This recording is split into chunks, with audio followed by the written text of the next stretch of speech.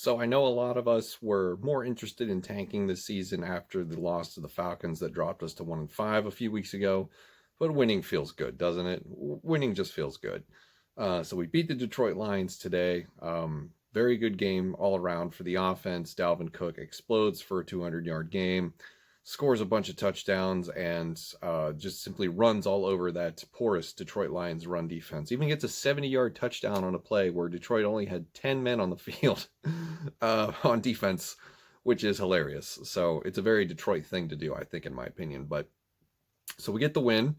Um, as far as individual performances go, Dalvin Cook is, of course, the star. Heard some MVP chants after the game. Uh, and, Kirk Cousins' stat sheet looks good 220 yards passing, 3 touchdowns. But it doesn't change anything, guys. Nothing changes. The amount of wins that we get this season doesn't change the destiny that this team needs to make serious changes at positions of significance. And that starts with the quarterback. Kirk Cousins is not the answer. He cannot be shouldered or trusted to take this team to win games. That is why it is the Dalvin Cook show going forward. And the game plan is simple. Mike Zimmer is going to tote the rock on the ground no matter what. Try to play as good a defense as he can with the young guys in the secondary. And especially try to overcome all of the injuries, which we just cannot get over. And this is a carbon copy of the Green Bay game. Now, a couple of things to consider. Does this mean that we have righted the ship with 2 straight wins and we are headed to the promised land? No, it does not. We got, the Green Bay game was kind of like an asterisk game, if you will, because we had the weather conditions, right? All of that ridiculous wind, 40-mile-an-hour gusts, really helped give us a little bit of an edge because that meant Aaron Rodgers was a little bit more limited than he would like to be. So that greatly enhanced our game plan of running the ball and playing defense, which is, the Mike Zimmer way. That's what he wants to do. He just wants to run the ball, play defense, and have a quarterback that just throws every once in a while. I think they only attempted 20 passes today, which, looking around the league, that's a pretty low number compared to just about everybody else. So that first game against Green Bay, that win after the bye week, that's sort of an asterisk because of the weather patterns. I'm definitely going to credit Mother Nature for an assist on that one.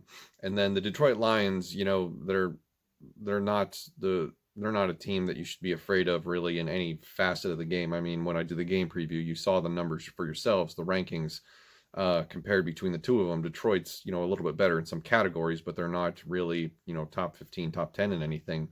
I think they were 16th in passing offense was their best number. So it's not a team to be scared of. There's a reason they are now 3-5, and I believe that moves them to the bottom of our division. So my eye's watering a bit, so I apologize for that, but it's one of those things. So there's a reason that Detroit is 3-5, and a lot of people, including myself, said that they could have won that game against the Bears had DeAndre Swift not dropped that touchdown. But good teams win games, and they win the games that they're supposed to. Now, does that make us a good team because we won a game that we were supposed to? Yeah, it kind of does. I mean, a lot of things have changed since that Falcons game. I think that Falcons game was a big wake-up call for a lot of people, and especially Gary Kubiak, whose play calling over the last 2 weeks has been a significant improvement, really significant improvement. And I think a lot of that has to do that they've sort of forced their own hand into not being able to trust Kirk Cousins to do much of anything other than just be a supplemental addition to this offense.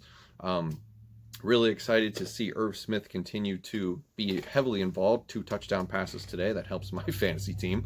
And I'm just very excited for Irv Smith Jr. to break out, and it's finally happening. So the torch is being passed at the tight end position from Kyle Rudolph to Irv Smith, and I love it. Justin Jefferson, pretty quiet day, but still, dynamic playmaker. Very excited to see him continue to grow. And as far as the defense goes, Mike Zimmer has been able to scheme up, just enough to be able to sort of hide their deficiencies, and it's worked out so far over his course of 2 weeks. Now, again, there was the game against the Packers where Aaron Rodgers can't really throw that much, and then we play the Lions, who also were without Kenny Golladay. Let's not take that away from them too. Kenny Golladay is a superstar wide receiver. And the fact that he wasn't in that game today, I think, made quite a significant difference, given how depleted we are at the corner position due to injuries. So, but the fact that he's been able to, make the defense look as good as it is, despite how bad it is on paper, speaks volumes. I'm still not jumping off the bandwagon that we need big structural change in this organization. I still would like to see an offensive-minded head coach paired with a better quarterback that is younger and on a rookie contract. That would make us more capable of building the roster around him because it would free up cap space.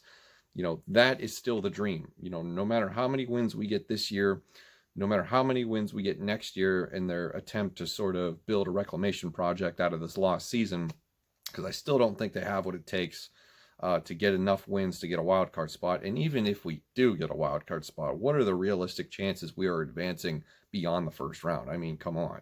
The thing that is kind of good for us is that the NFC is not very competitive. It's pretty much a lot of teams that are just sort of beating up on each other, and no team wants to run away with the crown.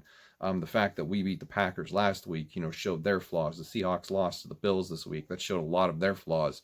The Saints and the Bucks are going to play tonight. We'll see who emerges from that. I guess if I had to pick a best team right now in the NFC, it would probably be Tampa Bay. I would have to give it to them by default because that Seattle defense is just non-existent. So, think about that advantage, for us, if we were to make it into the playoffs as the last seed to get in. I still don't think we advance past the first round because, generally when you get to the playoffs, you encounter teams that are better than yours, especially when you're the last team to get in. So I don't think the dream is dead, for a rebuild at significant pieces for this organization. I still think we're going to need a new head coach soon. I definitely still think we need a quarterback. The fact that we win today doesn't change any of that, but it's still nice to enjoy the win. I don't want to see a season where we lose 14 games. I really don't. That's not fun. It's more fun to lose games or not to lose games. It's more fun to be able to, win games. Losing is fine. I've always said that losing is not a big deal. If you come out and you play hard and you are competitive, a loss is a loss. There's nothing more you can do about it. You're not going to win every single game. I've always said that. The losses that I have a problem with are the ones where you come out and you just suck, where you get blown out 28-11, or you get by the Colts in week 2, or you get absolutely cremated at your home stadium against your division rival in week 1, or you completely lay an egg against an 0-5 Falcons team. I think they were 0-5 at the time. 0-4, 0-5. I forget. It's been so long. I probably blocked it out of my memory. Those are the losses I can't stand, right? So losing is fine. It's just as long as you don't lose badly where it's embarrassing.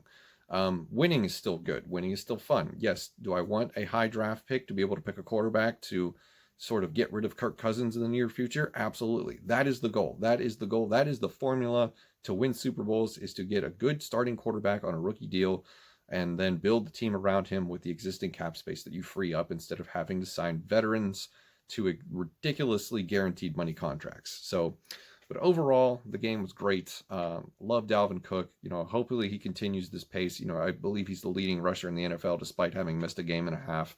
And everything. It feels good to win games. It feels good to win games and to see your team perform well and do what they do good well. Great game by Eric Wilson, Eric Kendricks, Irv Smith Jr. I don't know if Jeff Gladney is starting to turn, not turn around, but, sort of start to figure it out.